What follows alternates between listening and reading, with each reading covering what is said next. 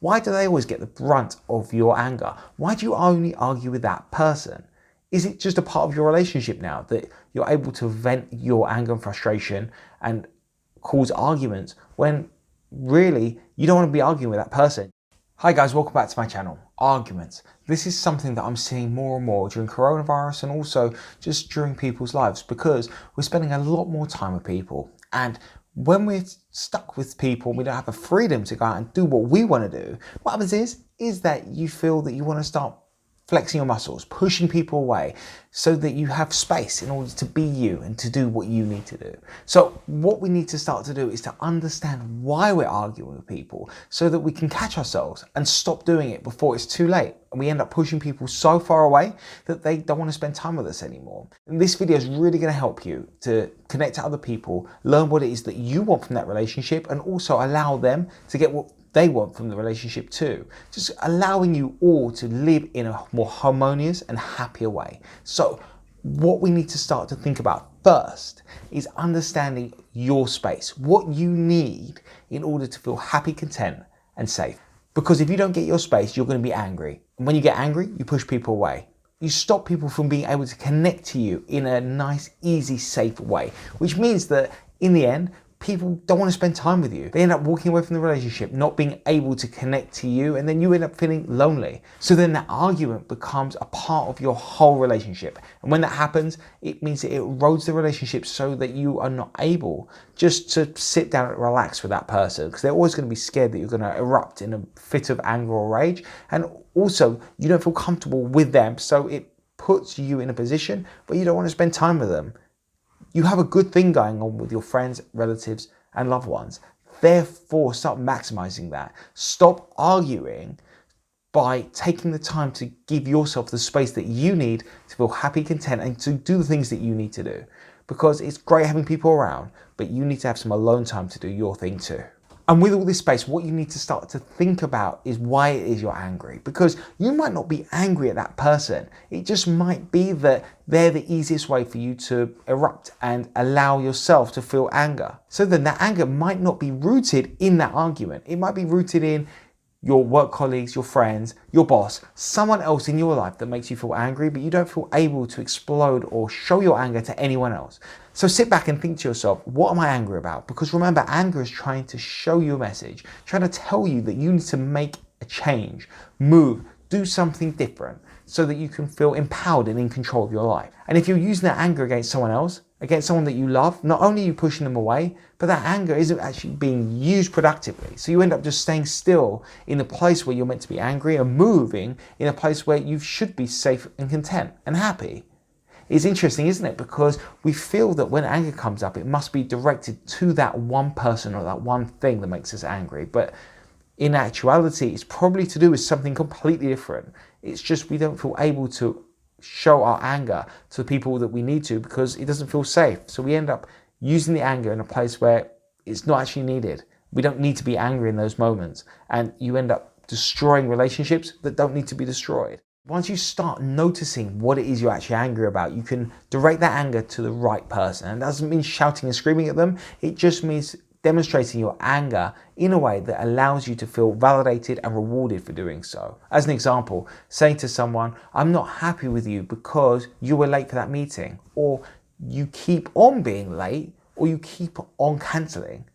You're just sharing with them why it is that you feel that emotion. You don't have to start shouting and screaming at them. Start directing that anger in a way that's productive, and then you'll stop arguing with people that you love. And we've gone off topic a little bit, but it's really important to understand why you're angry so that you stop arguing with those people that are really important to you. So make sure you check out the playlist appearing above my head right about now to help you to direct your anger in the best way possible. But back onto topic. And step 3 is to work out what your relationship is like with that person. Why do they always get the brunt of your anger? Why do you only argue with that person? Is it just a part of your relationship now that you're able to vent your anger and frustration and cause arguments when really you don't want to be arguing with that person? You actually want that person to be someone that you rest and relax with, that gives you strength.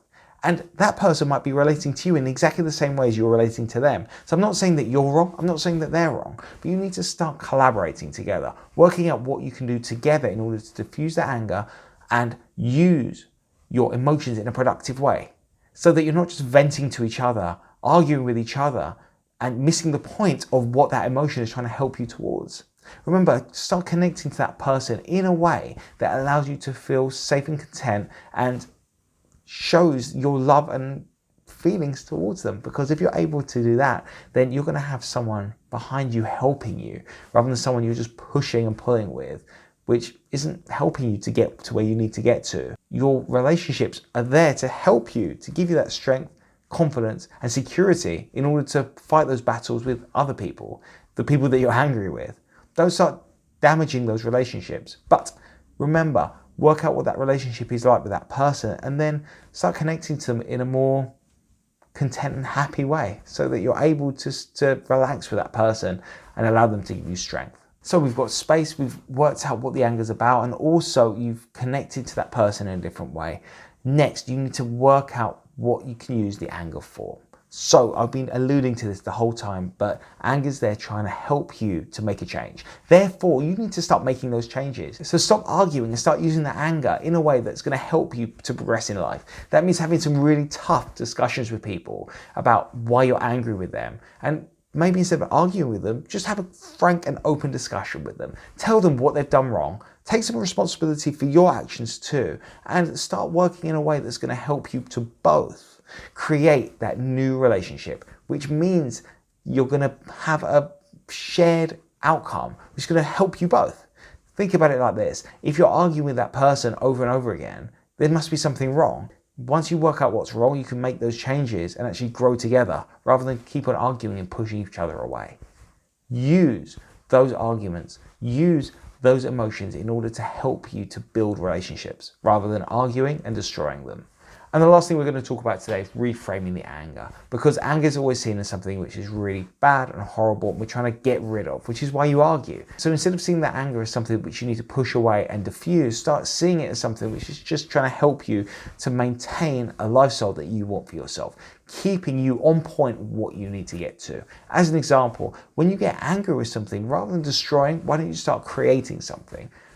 Stop being overwhelmed with that anger as something which is trying to battle or destroy something or be used in a destructive manner. Start using it in order to build. When I get angry, I like to create something, whether it's a YouTube video, writing a blog, or going for a run. It's all about using your emotions in a productive way. Remember, arguments are there to try and help you to maintain a relationship. They're trying to help you to get what you want from life. So you argue with someone and it helps you to feel that you've got one stage further on. But really what's happening is you're just destroying relationships. Anger is not a way to connect to people and to build something and to connect to them and for both of your voices to get heard.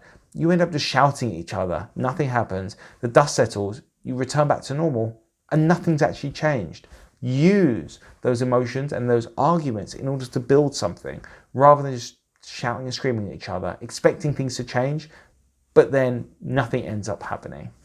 Arguments aren't necessarily bad. Just use them in the way that they're meant to be used to make a change in your relationships. There you go. That's the end of the video. I hope you've enjoyed it, and I hope it's helped you to understand why you argue and start to position yourself in a way that's going to help you to keep those relationships going in a more constructive way, so you can both get your needs met. And on that note, I'm going to wish you all the best. Remember to like this video and subscribe to see plenty more to come. I look forward to seeing you next time. Take care. Bye-bye.